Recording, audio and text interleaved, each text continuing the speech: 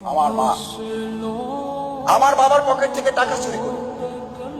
এখানে কোন মা আছেন বাবার কাছ থেকে টাকা চুরি করেন আমি জানি না। আমার মাকে আমি চুরি করতে দিচ্ছি।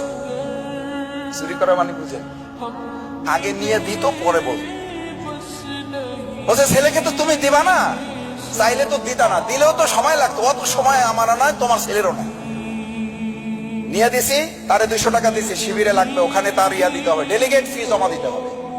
তোমার ছেলে যাইতে চায় নাই, তোমার পক্ষ থেকে আমি 200 টাকা দিয়ে তারে পাঠাই দিছি, মাফ করলে করো, না হলে নাই। আমার মায়ের কথা শুনে বলছি।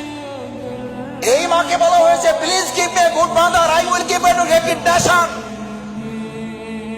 আমাকে ভালো মা দাও, আমি একটা ভালো জাতি, একটা ভালো দেশ, একটা ভালো রাষ্ট্র উপহার দেব। আমার মায়েরা যারা, আমার কন্যারা যারা আছো, এরকম একটা ভালো মা হওয়ার জন্য ইসলামী ছাত্র শিবির তোমাকে আজকে সিদ্ধান্ত নিতে অনুরোধ করছে।